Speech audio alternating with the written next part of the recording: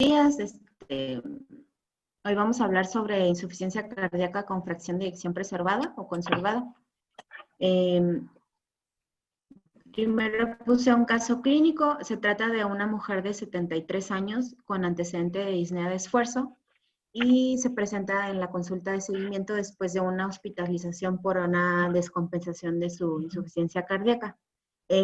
Cuando ingresó al hospital tuvo fibrilación auricular con una frecuencia ventricular de 120 latidos por minuto. La radiografía de tórax revelaba hipertensión venosa pulmonar y a pesar de la anticoagulación, el control de la frecuencia y administración de diurético durante la hospitalización, sigue presentando fatiga y disnea de esfuerzo. A la exploración física, su índice de masa corporal es de 39, tiene una frecuencia cardíaca de 76, una TA de 160/70. No se evidencia la exploración física como distensión venosa yugular ni edema de extremidades inferiores. A la auscultación de ruidos cardíacos no hay tercer ruido, ni soplos ni estertores. La creatinina sérica es de 1.4 con una tasa de filtrado de 37 y el valor del ProBNP, la fracción aminoterminal es de 300 y el ecocardiograma pues revela una fracción de eyección del 70% con una disminución normal de la cavidad ventricular izquierda, el aumento del grosor de la pared y también agrandamiento de la aurícula izquierda. Y en el ecodoppler muestra una presión auricular izquierda elevada con una presión sistólica estimada de la arteria pulmonar del 52%, ¿no? Nada más es como se presentaría un paciente y este paciente obviamente tiene diagnóstico de insuficiencia cardíaca de fracción de eyección conservada. Para iniciar con la definición en general de la insuficiencia cardíaca, este es un síndrome clínico que se caracteriza por síntomas típicos que son disnea, edema de miembros inferiores y fatiga. Realmente estos síntomas pues son muy inespecíficos, pero son los síntomas típicos. En cuanto a signos podemos encontrar, por ejemplo, presión venosa yugular elevada, crepitantes pulmonares y edema periférico. Estos no son tan fáciles de encontrar como por ejemplo en algunos casos, como voy a mencionar, en los obesos o en el adulto mayor, pero son específicos la presión venosa yugular elevada de insuficiencia cardíaca. Estos síntomas son secundarios a anormalidades en la estructura o función cardíaca. Como resultante va a haber disminución del gasto cardíaco y las presiones intracardíacas van a estar elevadas en reposo o durante el estrés. La definición actual de insuficiencia cardíaca hace referencia cuando los síntomas ya son muy evidentes y la guía, tanto la americana como la europea, mencionaba que hay unos cambios como unas anormalidades previas a los síntomas muy evidentes, como es la disfunción sistólica o diastólica del ventrículo, y hacía hincapié que si nosotros hacemos el diagnóstico previo, pues tendría mejor pronóstico para instaurar el tratamiento a tiempo, antes de que sea pues muy evidente los síntomas, ¿no? La podemos clasificar en general la insuficiencia cardíaca ya sea por la evolución temporal como crónica, cuando ya el paciente tiene bastante tiempo con el diagnóstico, se cataloga como estable cuando el paciente recibe tratamiento y el control de los síntomas y los síntomas es normal durante un mes. Se considera una insuficiencia cardíaca descompensada cuando pues hay alguna alteración que hace que el paciente presenta una alteración en agudo, de nueva aparición y congestiva, que obviamente, como su nombre lo dice, refiere a cuando hay aumento, sobrecarga de volumen o alguna otra cosa, ¿no? También la podemos dividir según la gravedad, con la clasificación de la NIJA, que divide según la gravedad de los síntomas y la intolerancia al ejercicio. Como ya sabemos, la divide en cuatro etapas, según la limitación del paciente y los síntomas durante la realización de sus actividades diarias. O la clasificación de la AJA, que es según el desarrollo de los cambios estructurales y los síntomas que presenta el paciente. igual como ya la conocemos, la divide en 4 etapas según los cambios estructurales y los síntomas que presenta. Y la clasificación de Killip, que describe la gravedad de la insuficiencia cardíaca en un contexto agudo después de un infarto agudo del miocardio. La clasificación como más histórica o la más utilizada es según el FEBI. Ya sabemos que la podemos dividir en FEBI normal o conservada, en FEBI reducida o a la FEBI de rango medio, ¿no? ¿Por qué no cambia? Ok. Entonces, según el FEBI, con el reporte del ecocardiograma, pues todos van a tener los signos y síntomas típicos y se clasifica como de fracción de eyección reducida cuando la FEBI es menor del 40%. La fracción de eyección conservada es cuando la FEBI es igual o mayor al 50%. Y hay además algunos cambios estructurales típicos, como es la enfermedad estructural cardíaca relevante, evidenciada por una hipertrofia del ventrículo izquierdo o un aumento de la aurícula izquierda igual, a lo que antes, por eso se le llama disfunción diastólica, ¿no? Estos cambios llevan a una disfunción diastólica. El cambio fisiológico típico de la insuficiencia cardíaca de fracción de eyección conservada, pues es la remodelación del ventrículo izquierdo, secundaria de hipertensión. Y hay como un rango o zona gris, que es la insuficiencia cardíaca de fracción de eyección media, que la FEBI se reporta entre el 40 y el 49%. Es importante determinar la fracción de eyección porque según el reporte de nos puede llevar a las diferentes etiologías subyacentes, las comorbilidades que puede presentar el paciente y también el tratamiento y la respuesta al mismo. Epidemiológicamente hablando, de insuficiencia cardíaca en general, la incidencia y la prevalencia va a aumentar con la edad. De hecho, es una causa muy común de hospitalización en el adulto mayor. Se reporta una incidencia del 1 al 2% de la población adulta en países desarrollados y aumenta hasta más del 10% en adultos mayores de 70 años. Hay un reporte de 915,000 casos nuevos por año en Estados Unidos y 1 de cada 6 adultos que nosotros veamos mayor de 65 años que se quejen de disnea durante el ejercicio, al final va a tener un diagnóstico de insuficiencia cardíaca. El riesgo de desarrollar insuficiencia cardíaca a partir de los 55 años es del 33% para hombres y 28% para mujeres.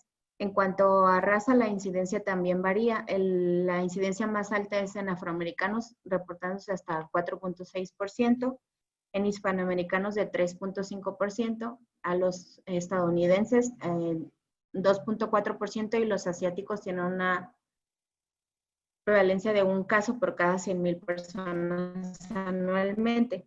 En la encuesta NANE se estima que la prevalencia actual de insuficiencia cardíaca en general es de 5.7 millones de estadounidenses y va a aumentar hasta 8 millones para el año del 2030. Aquí en esta tabla, como ya les había comentado, la incidencia y la prevalencia va a cambiar según la edad. Si vemos en el rango de edad de 40 a 59 años, pues la incidencia es de 1.5 para hombres y 1.2% para el sexo femenino.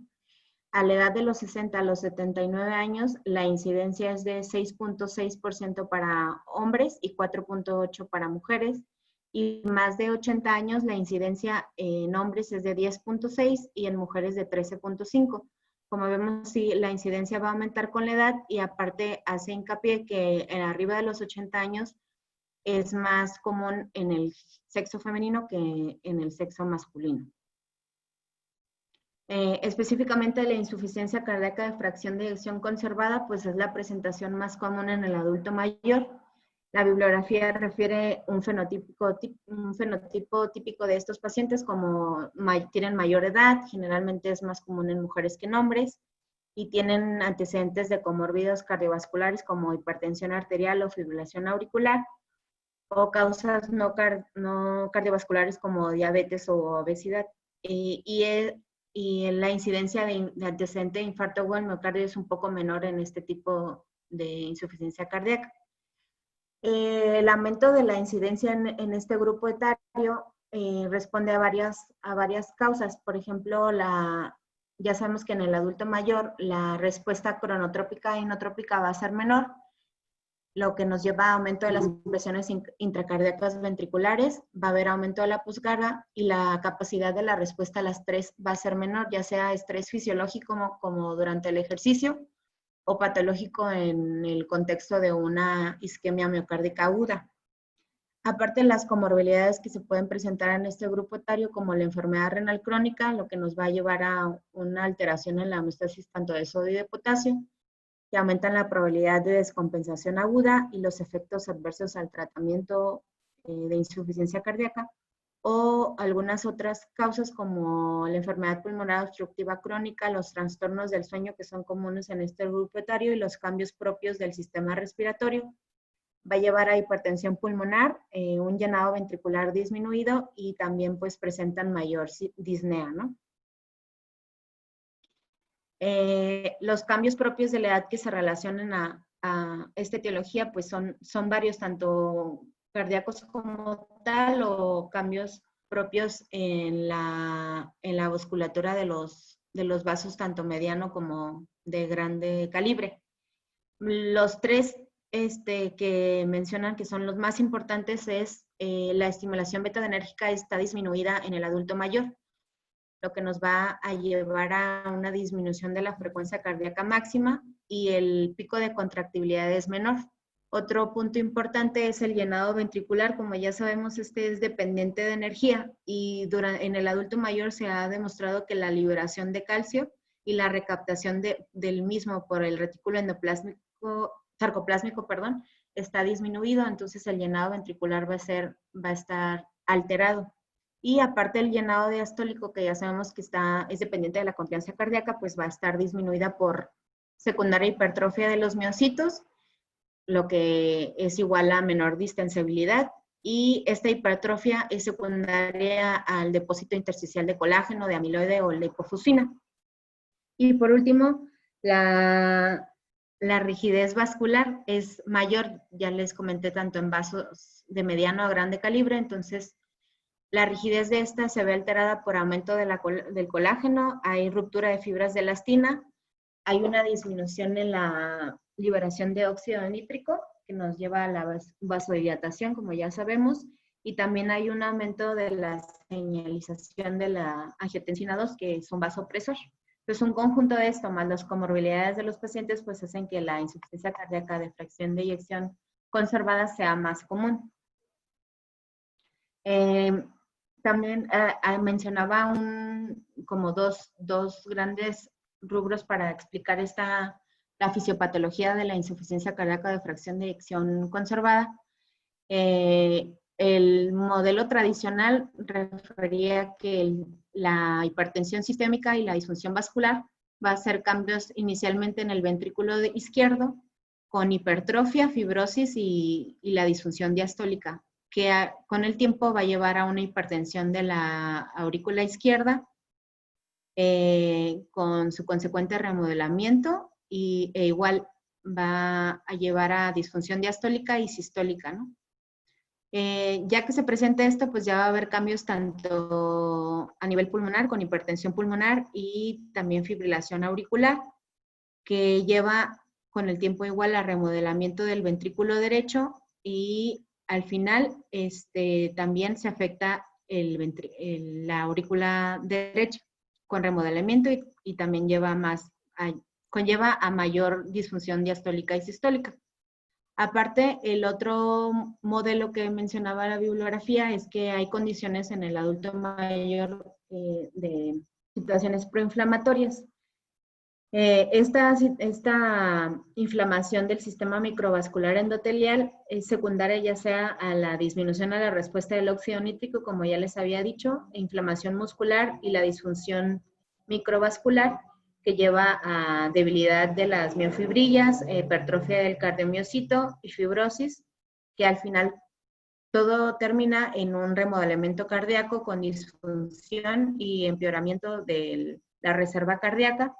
También hay disminución de la liberación de oxígeno durante el estrés y la utilización del mismo por el músculo esquelético. La etiología, pues hay varias, hay tanto causas cardiovasculares como no cardiovasculares que al final pues interactúan entre sí y terminan en una insuficiencia cardíaca.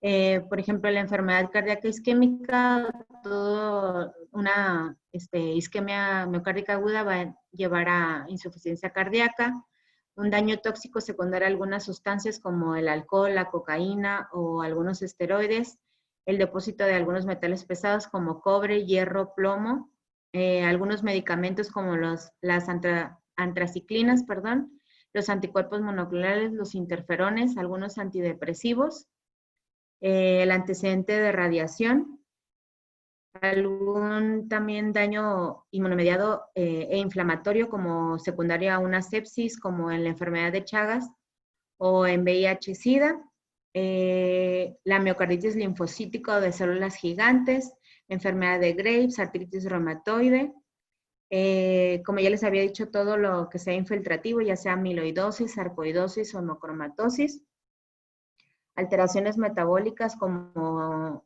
enfermedad tiroidea, acromegalia o deficiencia de algunas sustancias, enfermedad de Addison, diabetes y algunas alteraciones genéticas. También otras condiciones que propician insuficiencia cardíaca es la hipertensión, alguna alteración valvular, pericarditis constructiva, derrame pericárdico, anemia grave, tirotoxicosis o algo sobrecarga de volumen como en los pacientes con insuficiencia renal. Y todas las arritmias, ¿no? Arritmias ventriculares y disfunciones del nodo sinusal también son algunas causas de insuficiencia cardíaca. Como ya les había comentado, los signos y síntomas son inespecíficos. Los síntomas típicos son disnea, ortopnea, disnea paroxística, intolerancia al ejercicio, fatiga, o edema de miembros inferiores. Y los signos que podemos encontrar son la presión venosa yugular elevada, el impulso apical desplazado lateralmente, que son los más específicos, pero mencionaba la bibliografía que son difíciles de detectar y aparte pueden estar enmascarados en algunos tipos de pacientes como los obesos, los adultos mayores o los pacientes que tienen fibrilación auricular. Otros signos menos específicos como el aumento de peso. Oye, Alexa, al contrario. Mande. Te interrumpo tantito. Sí, dígame, adelante. A ver, ¿cómo mide la presión venosa yugular elevada? Ay, doc. A ver, Abraham, para que me digan.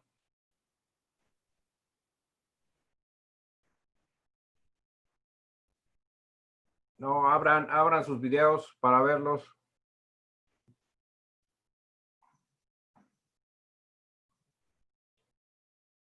¿No? Abran sus cámaras, pues. Amigos, abran sus cámaras. Andrea, ¿cómo mides la presión venosa?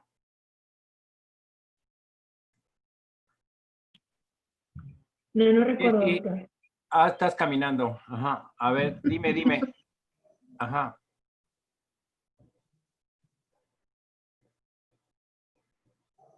Traes tu micrófono apagado. Tienes tu micrófono apagado.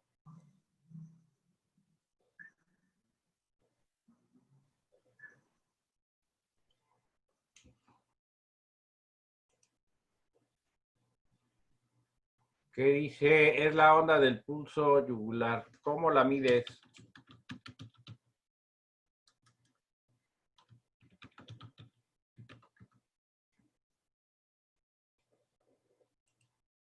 ¿Qué pasó con Andrea? No me contestó, ¿verdad?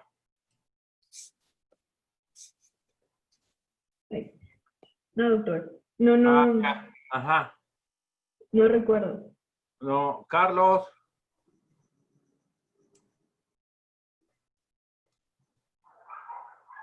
Carlos Chávez.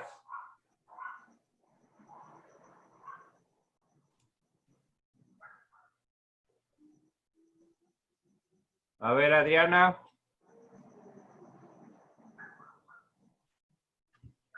Carlos Chávez, a ver por el chat. Chateanle.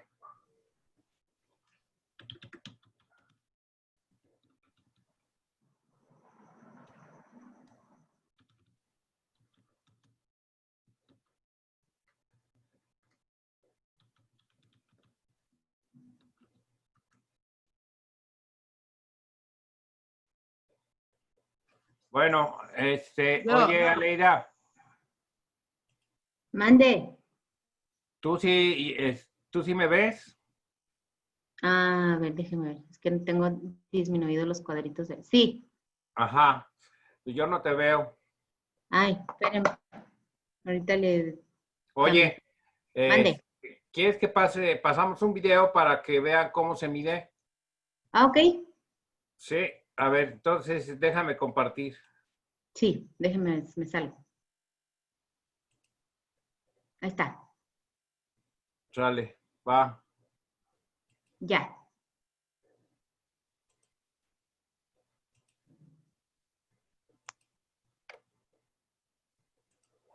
¿Sí lo ven?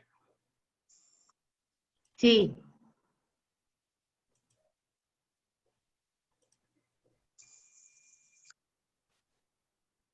Jugular venous pressure, or J, right side.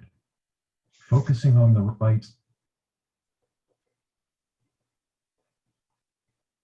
Jugular venous pressure, or Oye? JVP, Sí. is a measurement of the highest oscillation point, or meniscus, of the jugular venous pulsations. This measurement reflects pressure in the right atrium, that is, central venous pressure. The JVP also provides valuable information about the patient's volume status and cardiac function. Estimating the patient's JVP is one of the most important and frequently used skills of physical examination, and often the first step in your cardiovascular assessment. The JVP is best assessed from pulsations in the right internal jugular vein. Adjust the head of the examining table to 30 degrees. With the patient supine, place the patient's head on a pillow just to the top of the shoulders to relax the sternomastoid muscles. Then adjust the patient's gown and drape as necessary. Examine both sides of the neck. Then turn the patient's head slightly to the left, since the physical examination is conducted from the patient's right side. Focusing on the right side, identify the external jugular vein. Then find the internal jugular venous pulsations.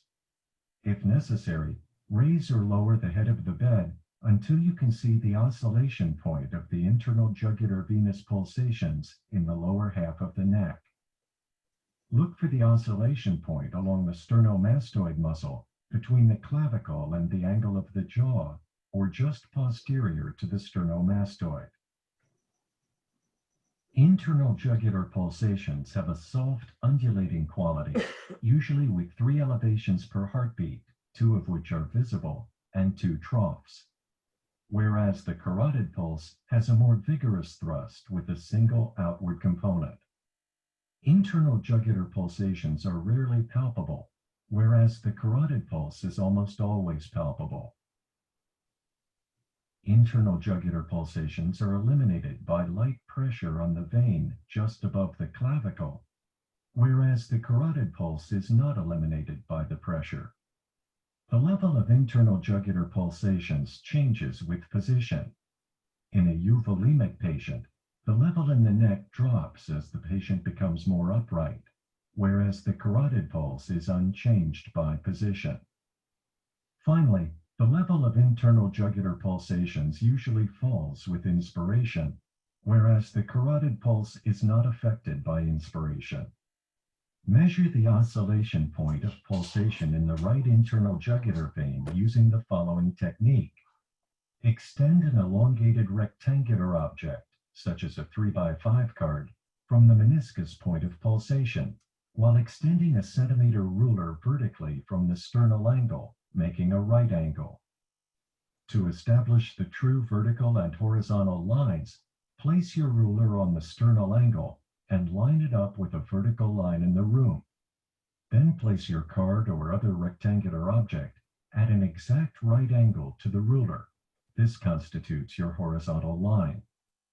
Make sure one edge of the card is at the point of oscillation of the jugular venous pulsations, making sure to keep the card horizontal. Read the vertical distance where the card crosses the ruler. This measurement identifies the jugular venous pressure, or JVP, the vertical distance in centimeters above the sternal angle where your card crosses the ruler. Round your measurement off to the nearest centimeter. In this patient, the JVP is about 2 centimeters above the sternal angle. Venous pressure is elevated above normal when it measures at greater than 3 to 4 centimeters above the sternal angle, with the bed elevated to 30 degrees, or more than 7 to 8 centimeters in total distance above the right atrium. These steps allow you to make an accurate measurement of the JVP that is important for assessing the intravascular volume status in euvolemic, hypervolemic, or hypovolemic patients. In hypervolemic patients, the JVP can be as high as the angle of the jaw. In hypovolemic patients, the JVP may be below the sternal angle.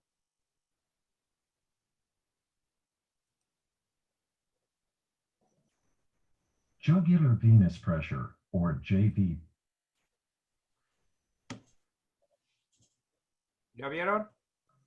Sí. Sí, Está claro, ¿verdad? Sí, ¿O doctor. ¿Tienen algún comentario? Está claro, doctor. Sí, ¿verdad? Se ve bien. Déjame Sí. dejar de compartir.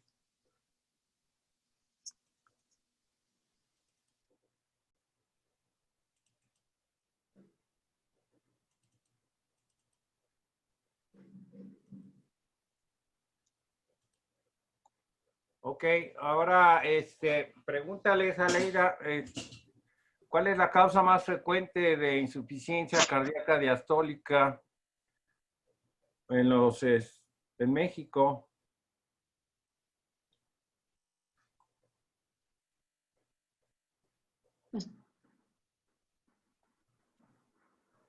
¿Cuál es la causa más, Ajá. más común de insuficiencia cardíaca en México? El infarto. Diastólica. Ah, diastólica. Pues sí, el infarto agudo al miocardio. ¿Estás de acuerdo, Aleida? hipertensión.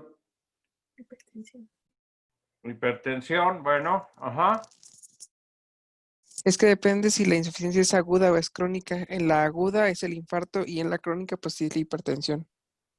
Acuérdate que habitualmente el infarto produce una zona que no se mueve, ¿no? Ujú. Ujú. Está Y bien, por eso pero es sí le cuesta insuficiencia trabajo, aguda. también le va a costar trabajo distenderse, pero le cuesta más trabajo Contraerse. sí, expulsar con fuerza. Entonces, ahí puede predominar o la mixta o la sistólica con fracción de eyección reducida, Ujú. ¿verdad?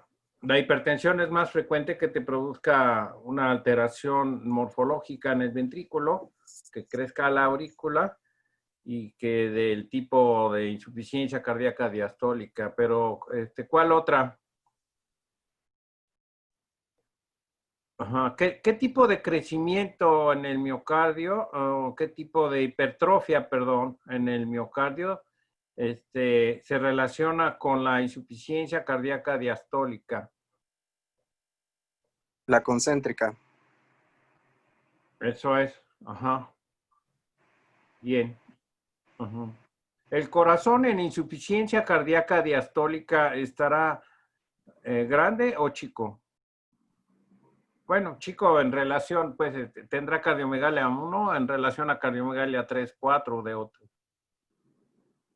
Pues se puede mantener dependiendo del grado de hipertrofia, pero generalmente como es concéntrica, no genera tanto crecimiento hasta que empieza con la parte de la cardiopatía dilatada, porque empieza con una cardiopatía hipertrófica y luego se va haciendo dilatada cuando ya excedemos la adaptación miocárdica.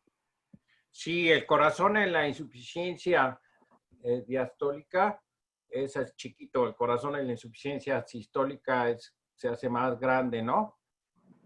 Ajá, porque la alteración morfológica es distinta. Ya cuando empieza a crecer más o empieza a cambiar la alteración morfológica en la diastólica y que empieza a comprometer también la función sistólica, ¿no? Generalmente, ¿no? Dependiendo de la etiología, claro está. Bien, ¿qué otra frecuencia, qué otra enfermedad es frecuente como causa de insuficiencia cardíaca diastólica en el viejo? Además de la hipertensión. Fea. La miocardiopatía hipertrófica. A ver, pon tu tabla que habías en cuanto a etiologías. Ahí voy. Ahí está tu diapositiva, ¿no? Creo que es una audio. Aquí está etiología. Etiología de esta. Ajá. ¿Cuál creen?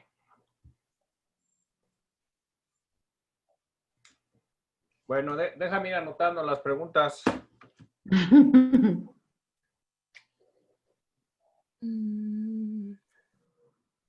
el viejo. Ok.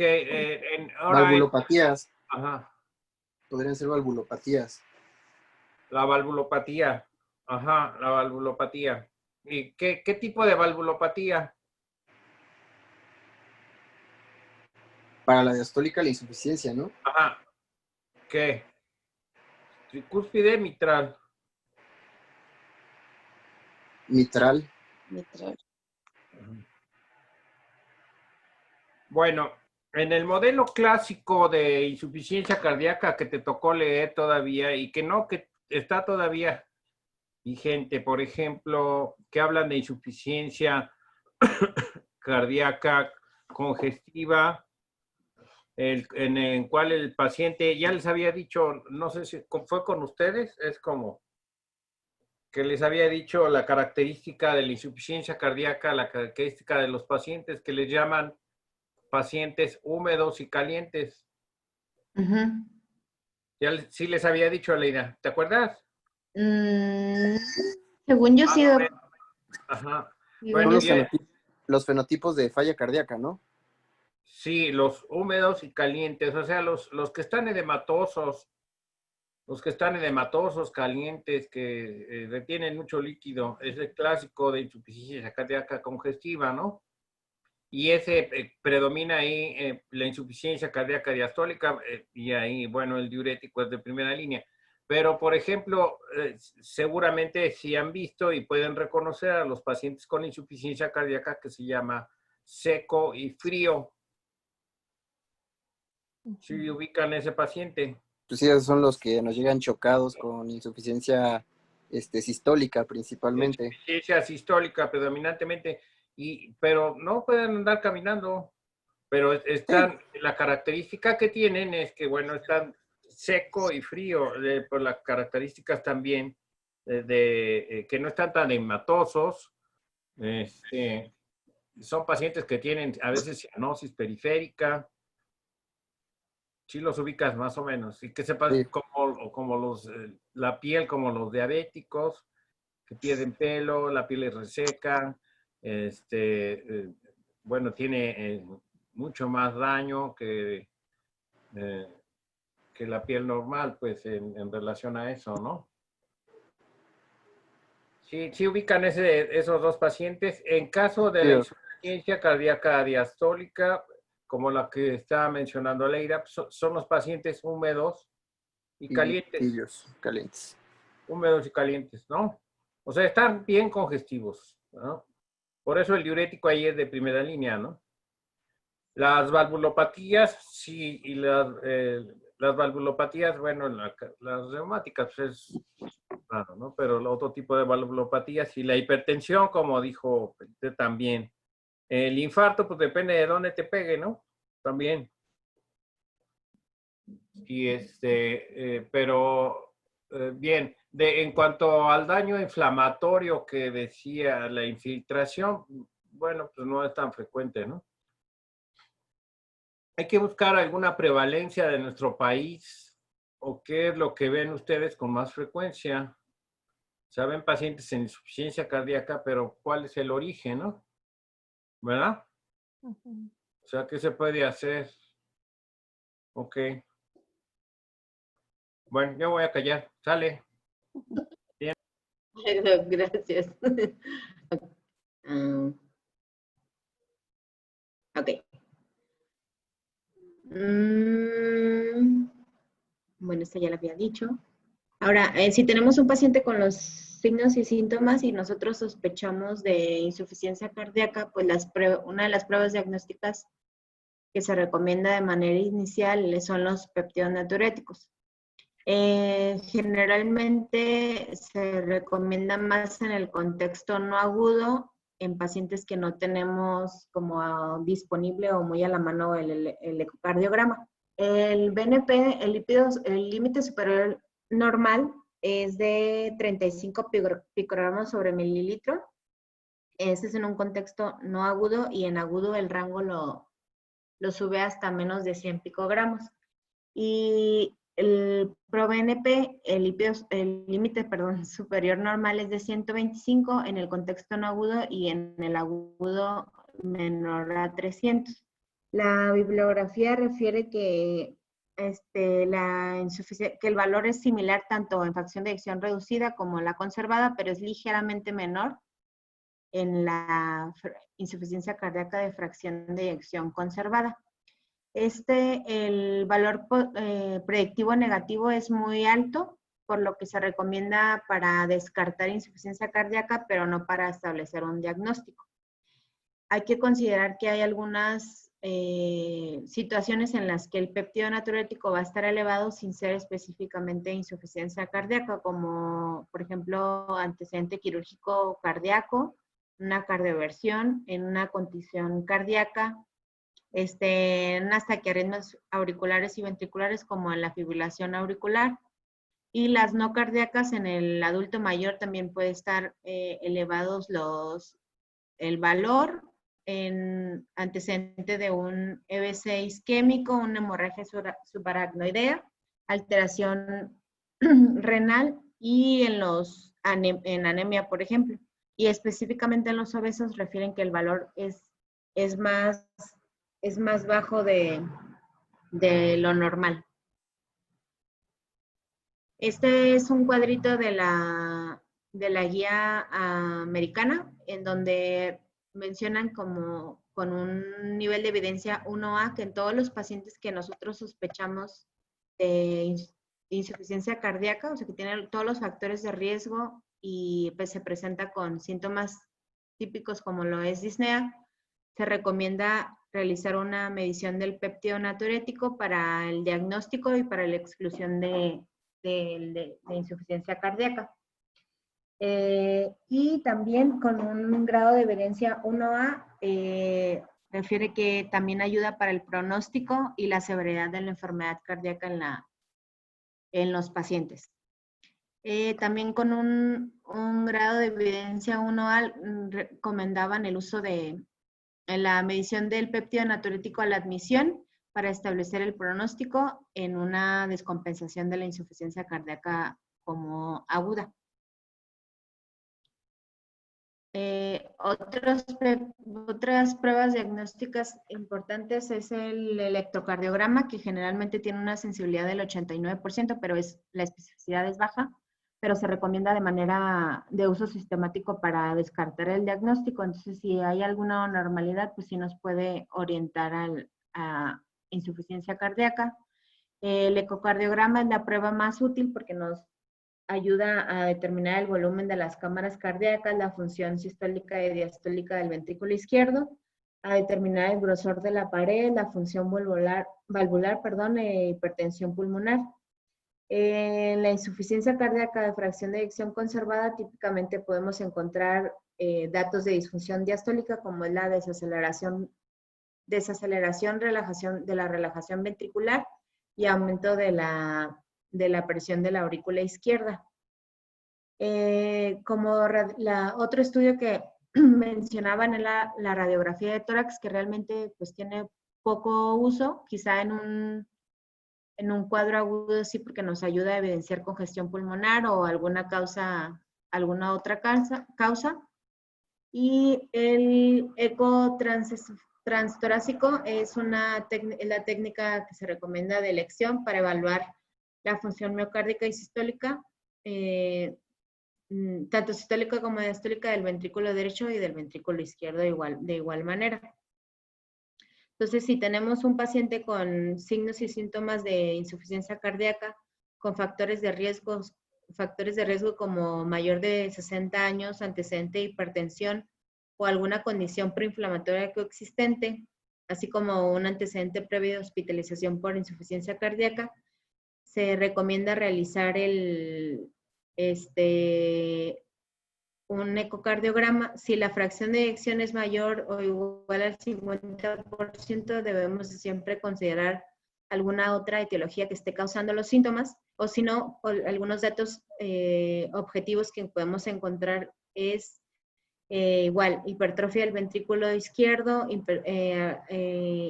agrandamiento de la aurícula derecha, la radiografía cardiomegalia, hipertensión pulmonar venosa o edema alveolar o intersticial, un derrame pleural y el valor del péptido natriurético, que dijimos que era mayor a 100 en un contexto agudo o mayor a 400 para el BNP de la fracción amino terminal. En el ecocardiograma Doppler podemos pues ver algunas causas como de elevación de la presión venosa, de la presión de la aurícula izquierda, y también puede haber anormalidades en la relajación o algunos hallazgos sugestivos, como aumento de la presión pulmonar, de la arteria pulmonar, que sería mayor de 35, o alargamiento del ventrículo derecho con disfunción sistólica. Otras pruebas diagnósticas que nos mencionaban era el ecoestrés, que nada más pues, nos ayuda en el contexto de una isquemia aguda para identificar la viabilidad miocárdica. La resonancia magnética pues tiene mayor precisión para medir los volúmenes y la fracción de eyección tanto del ventrículo izquierdo como el derecho, y la podemos utilizar cuando le hacemos el ecocardiograma y como que el diagnóstico todavía no es muy claro, y específicamente es útil en causas de depósito como amiloidosis, sarcoidosis, enfermedad de Chagas, hemocromatosis o en el caso de una miocarditis. Igual el SPECT pues sirve para valorar la isquemia y la viabilidad miocárdica, y la angiografía en el contexto de un paciente que tiene insuficiencia cardíaca con angina de pecho refractaria a pesar del tratamiento, se puede considerar realizar una angiografía para la revascularización coronaria. Este es de la guía europea. Sí, entonces si vemos, por ejemplo, tenemos un paciente le hacemos una historia clínica y tiene antecedente de hipertensión, exposición a fármacos cardiotóxicos, radiación, algunos diuréticos o historia de una isquemia miocárdica, le realizamos una exploración física y si todo es compatible con diagnóstico de insuficiencia cardíaca, se considera que tenemos que realizarle un electrocardiograma. Si hay alguna alteración, si tenemos alguno de estos tres, se recomienda, si no hay ninguna, pues es poco probable que el diagnóstico sea insuficiencia cardíaca. Pero si hay alguna de estas tres situaciones, hay que tomar los peptidonatriuréticos con los cortes que ya les había dicho. Y si están arriba de estos rangos, por ejemplo, si están menor del rango normal, pues no se recomienda realizar como alguna otra prueba, pero si están En estos rangos se le debe de solicitar un ecocardiograma para determinar la FEBI y así poder determinar la etiología y el tratamiento adecuado, porque es diferente el tratamiento de la fracción de eyección conservada como por la reducida. Si el eco está normal, pues hay que considerar, como ya les había puesto en la tabla anterior, hay algunas situaciones en las que los niveles van a estar más elevados sin ser algo cardíaco, entonces es poco probable que sea insuficiencia cardíaca como tal el diagnóstico.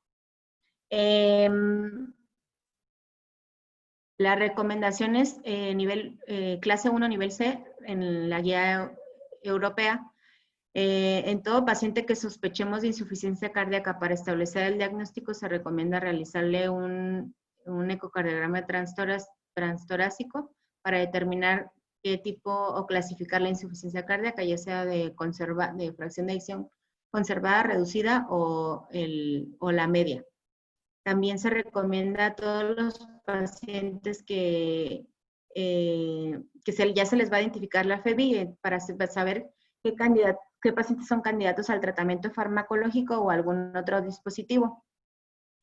También para evaluar pues todas las causas que podrían ocasionar la insuficiencia cardíaca, como las valvulopatías, hipertensión pulmonar arterial, para así saber qué paciente va a ser candidato a la corrección de su valvulopatía. Y pues son bueno, es repetitivo, pero es más o menos lo que te recomienda la guía europea. Entonces, a todo paciente que tengamos con sospecha de la insuficiencia cardíaca se le deben de hacer estos estudios como la hemoglobina, el nivel de electrolitos, la química sanguínea para determinar la función renal, también función hepática, la hemoglobina glucosilada, el perfil lipídico, la hormona tiroidea y los péptidos natriuréticos. También se recomienda con un nivel 1C realizarle un electrocardiograma para determinar el ritmo cardíaco, la frecuencia cardíaca y la morfología, en caso de que sea, por ejemplo, secundaria a una fibrilación auricular.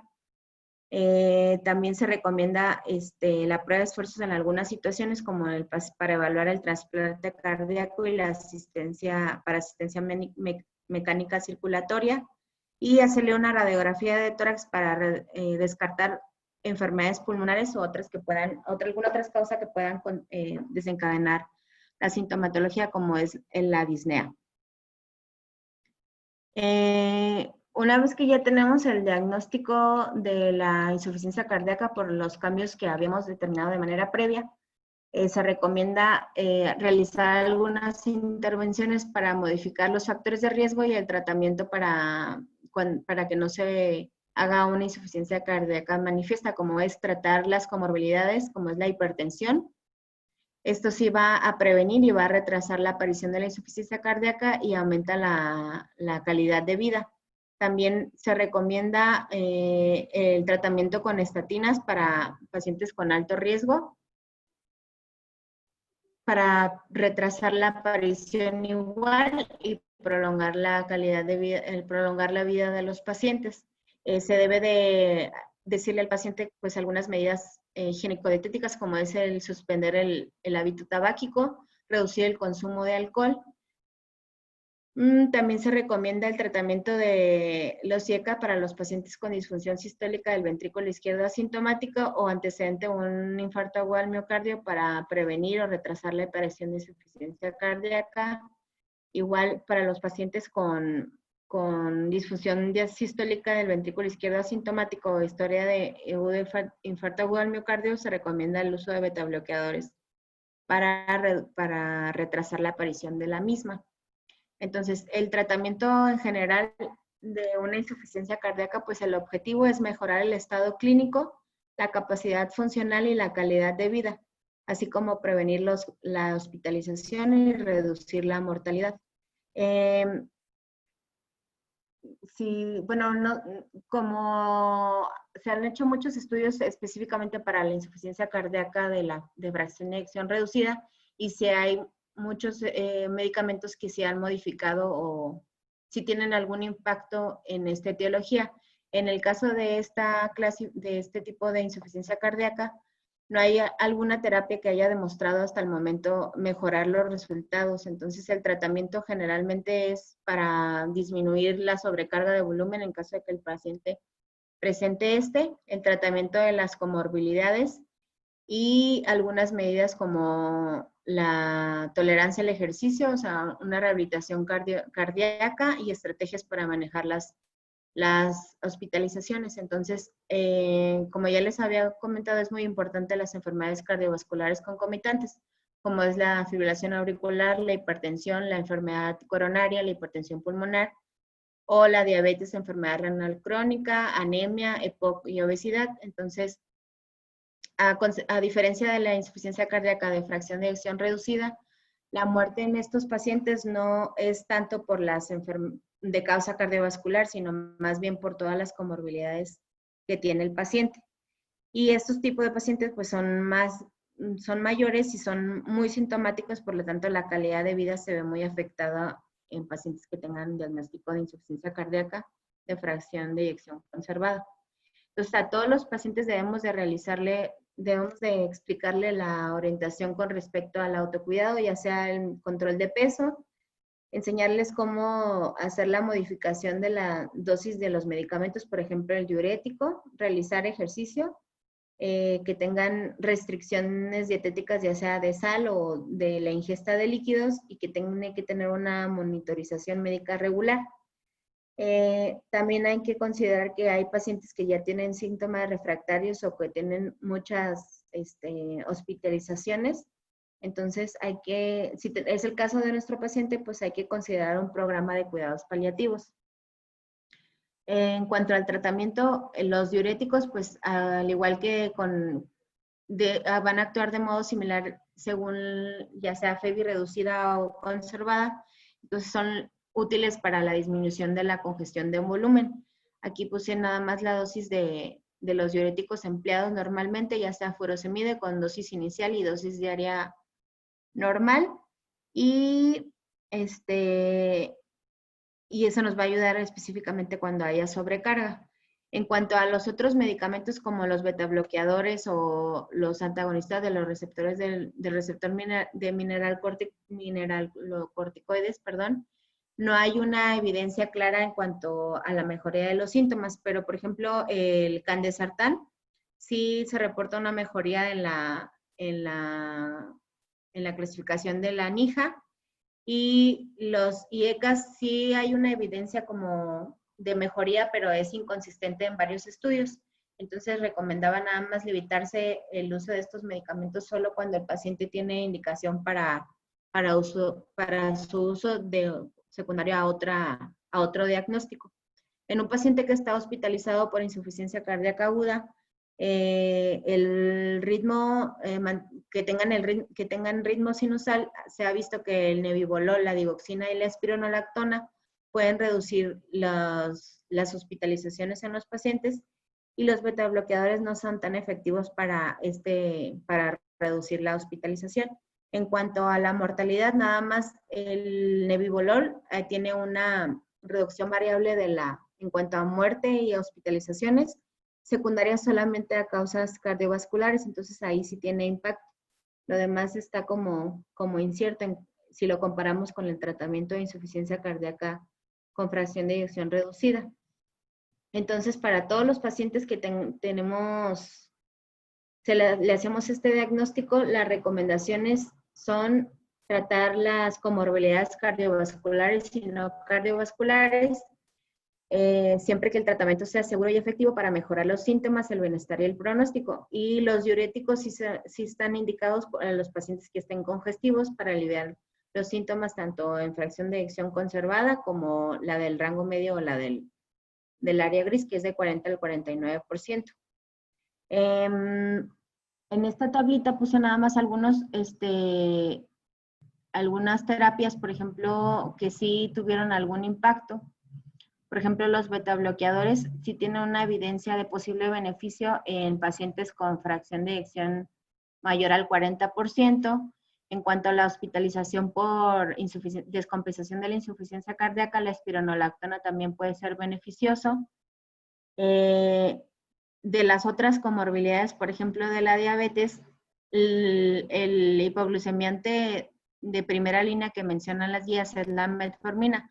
Hay un estudio que hicieron con la empaglifosina donde sí se redujo la hospitalización, pero también el control de la diabetes muy estricto también se reportaba con efectos adversos.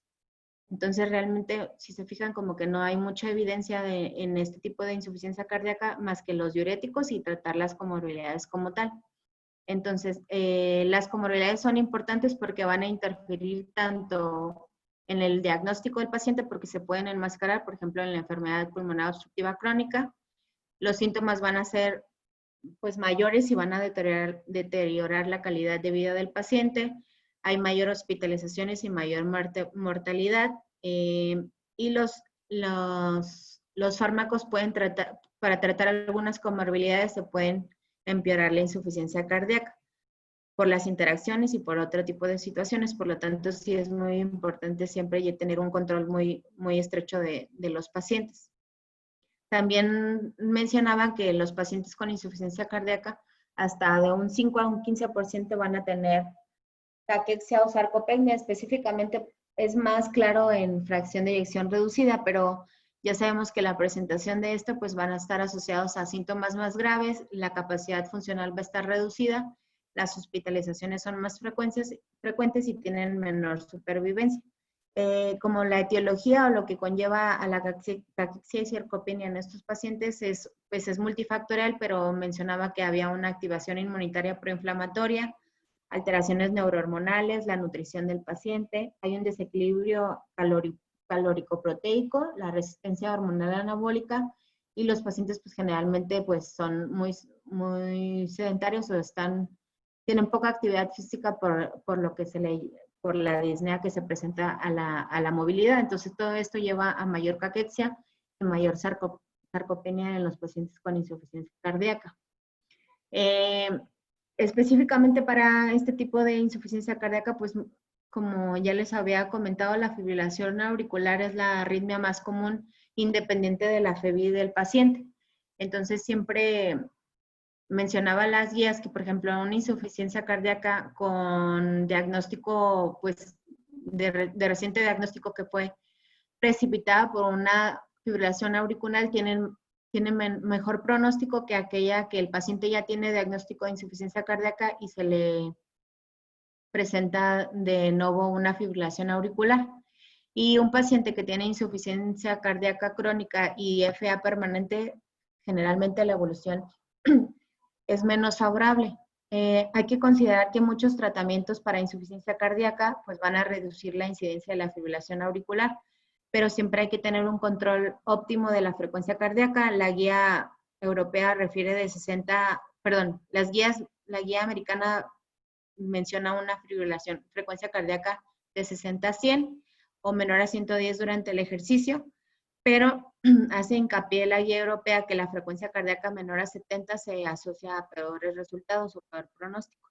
Realmente el tratamiento pues va a ser el habitual, como vimos en la clase pasada de fibrilación auricular, que es el control de ritmo, y si el paciente lo requiere, pues el tratamiento de anticoagulación para reducir el riesgo de complicaciones tromboembólicas.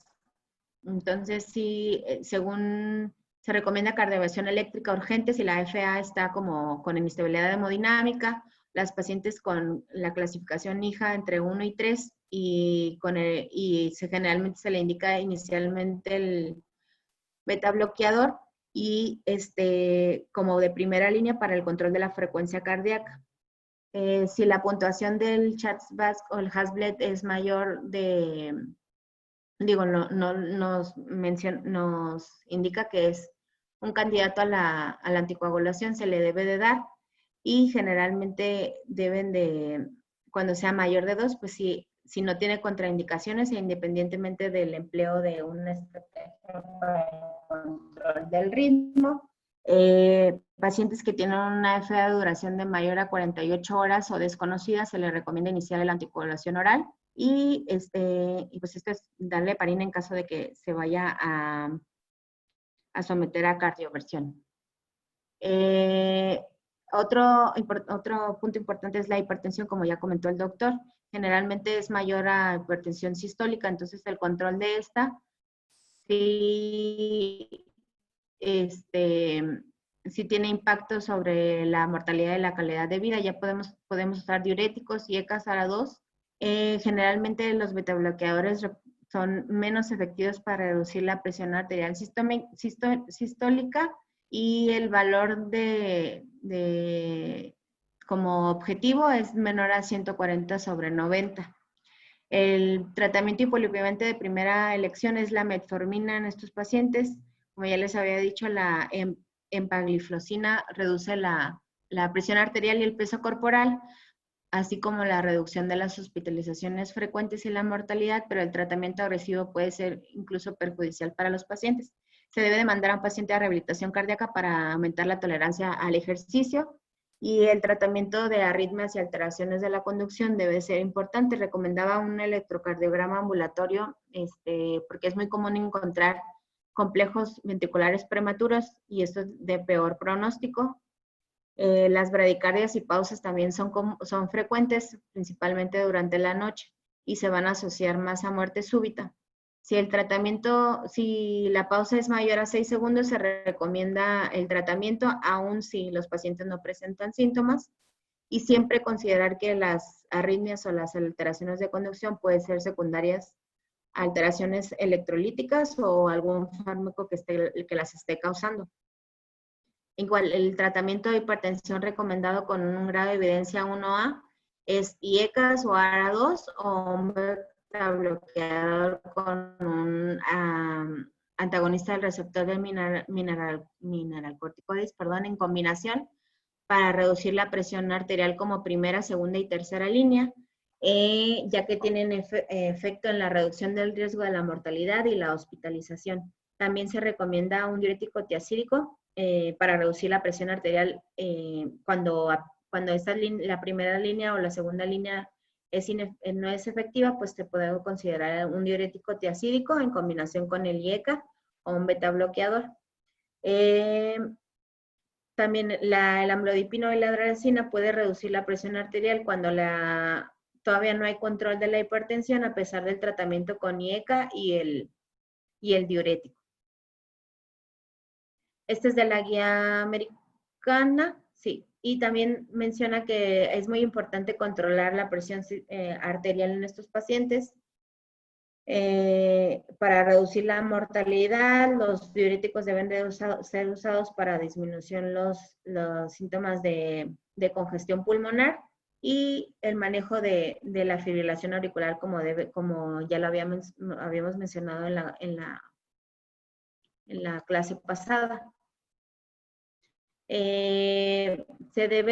Aquí la meta o el target que menciona es menor a 130/80 y los pacientes deben de tener un seguimiento muy estrecho para el control de esto, para que tenga efecto en la mortalidad y en la calidad de vida del paciente. También hay que considerar que es muy común en estos pacientes que tengan anemia o déficit de hierro y se asocia a peor pronóstico. En un estudio en el que se le administró hierro a los pacientes intravenosos, sí se reportó una mejor capacidad del ejercicio, mejora a las 24 semanas, mejora el estado general de los pacientes, la calidad de vida, incluso reducen las hospitalizaciones. Entonces, si tenemos una ferritina sérica menor a 100, con una transferina menor al 20%, sí se recomienda tratar la administración de hierro para reducir la sintomatología del paciente. Igual este es de la guía americana, pero sí tiene una indicación 2B en los que se debe de considerar el manejo de la anemia para reducir la sintomatología y no recomienda el uso de eritropoyetina porque no ha tenido impacto ni en la morbid ni en la mortalidad de los pacientes. Siempre considerar que la obesidad pues, es un factor de riesgo cardiovascular y aparte pues el diagnóstico quizá lo pueden mascarar por la sintomatología porque generalmente presentan disnea, intolerancia o edema de miembros inferiores.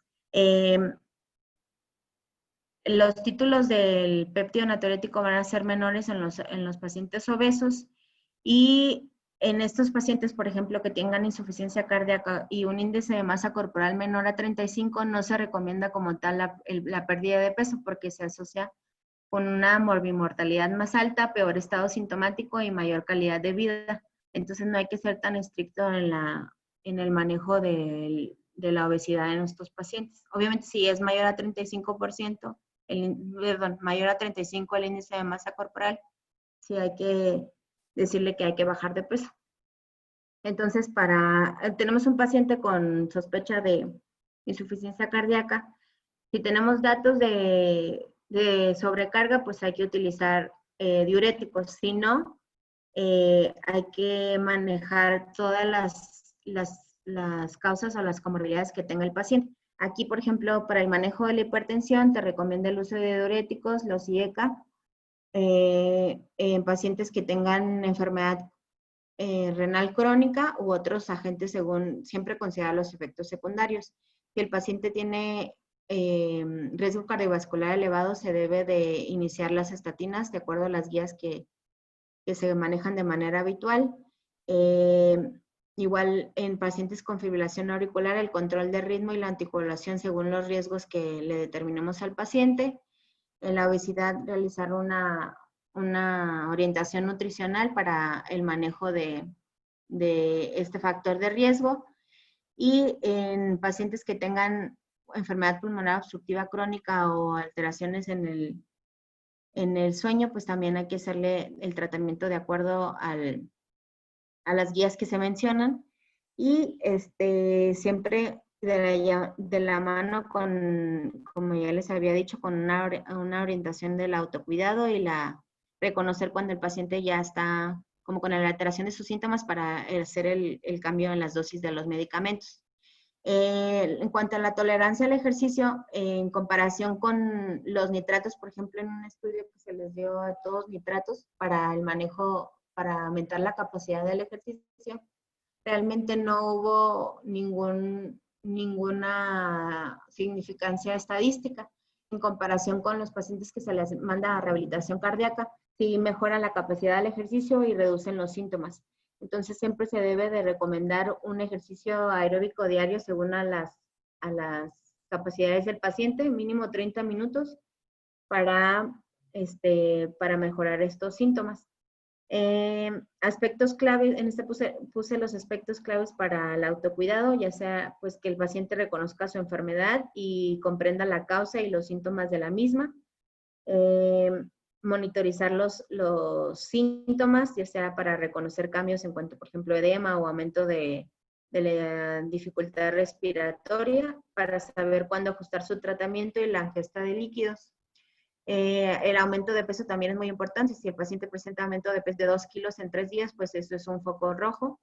Quizá hay que utilizar aumentar la dosis del diurético. El tratamiento farmacológico, pues debemos de considerar, debe conocer el paciente las indicaciones, su dosificación y los efectos secundarios.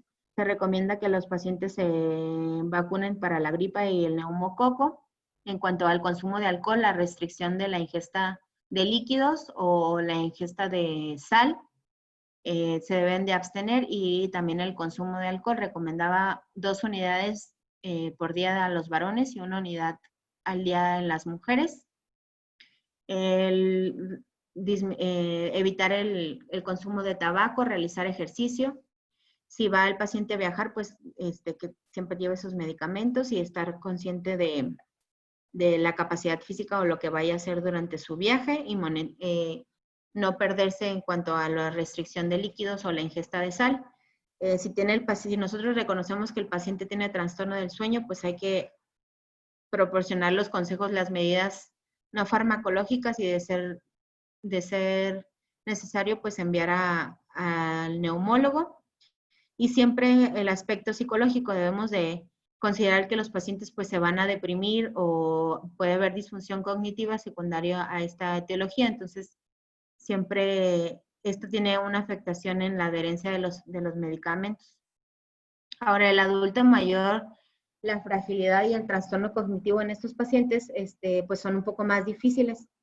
Siempre se recomienda que hay que monitorizar la fragilidad y detectar y tratar las causas reversibles. En el adulto mayor, generalmente se presenta hasta más del 70% en los pacientes mayores de 80 años con insuficiencia cardíaca. Siempre hay que revisar los medicamentos y optimizar lo más que se pueda y considerar la necesidad de, bueno, pues que tengan una valoración geriátrica integral para saber las deficiencias del tratamiento. Ahora, el deterioro cognitivo y la insuficiencia cardíaca pues comparten muchos factores de riesgo, ya sea hipoperfusión cerebral por disminución del gasto cardíaco, cambios en la arquitectura y capacidad de la regulación vasomotora, por lo tanto hay mayor riesgo de fenómenos tromboembólicos y una escasa actividad física, entonces sí hay una prevalencia hasta el 15% de demencia y hasta el 24% del deterioro cognitivo leve. En estos estudios se hicieron modelos pronósticos multidimensionales que incluyeron la BGI en los pacientes. Entonces, por ejemplo, en la edad media de pacientes de 80 años que ingresaban por insuficiencia cardíaca agudizada, se les determinaba las actividades de la vida diaria, la valoración nutricional, cognitiva y el riesgo de lesiones por presión, así como la polifarmacia, y determinaba que la mortalidad a los 30 días post ingreso pues era mayor. En los pacientes atendidos en urgencias por insuficiencia cardíaca congestiva, también se les medía el índice de Bartel y no lo busqué, pero este instrumento, y también la mortalidad a los 30 días era mayor. Entonces siempre hay que considerar pues, que tienen peor pronóstico entre más síndromes geriátricos tengan nuestros pacientes. Y siempre los cuidados paliativos hay que reconocer cuando el paciente ya tiene muchas hospitalizaciones o los síntomas no disminuyen a pesar del tratamiento.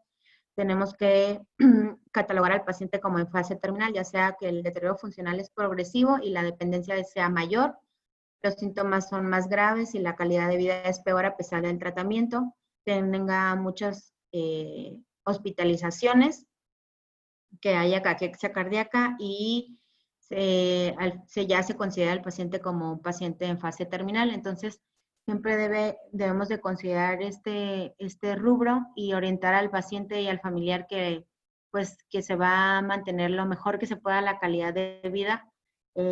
Hay que tener un seguimiento un poco más estrecho para a ver qué es lo que se le puede ayudar al paciente para aliviar la sintomatología más importante, y pues que el paciente tenga apoyo psicológico y espiritual de ser necesario, planificar los cuidados avanzados y según lo que el paciente prefiera, ya sea pues, fallecer en casa o hospitalizado o si va a querer reanimación. El pronóstico de estos pacientes pues es la tasa de mortalidad es del 20.2% al año en un diagnóstico reciente de insuficiencia cardíaca, a los 5 años de hasta el 52.6%, y esto es mayor aún en pacientes que son mayores de 60 años. Hasta, como ven en esta tabla al año, la mortalidad es mayor conforme avanza la edad, entonces siempre hay que considerar eso para conocer la realidad de nuestros pacientes. Y en esta tablita nada más menciona que la hospitalización en comparación del 2000 al 2010 por insuficiencia cardíaca se han disminuido, pero siguen siendo elevados. De hecho, como más del 70% en el 2010 son para pacientes mayores de 65 años. Entonces, sí tiene una incidencia importante. Y listo. No sé si tengan alguna pregunta.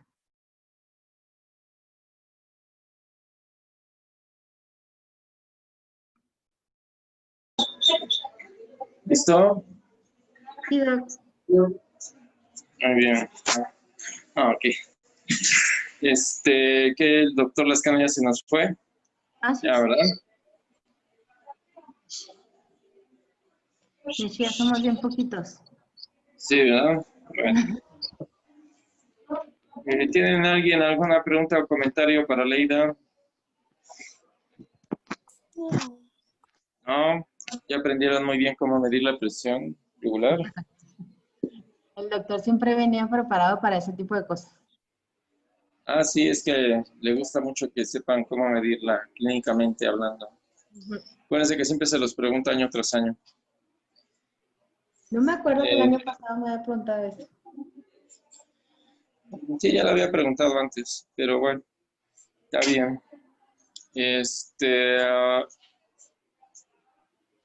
¿Quiénes están? A mí me pareció que todo estaba bastante bien.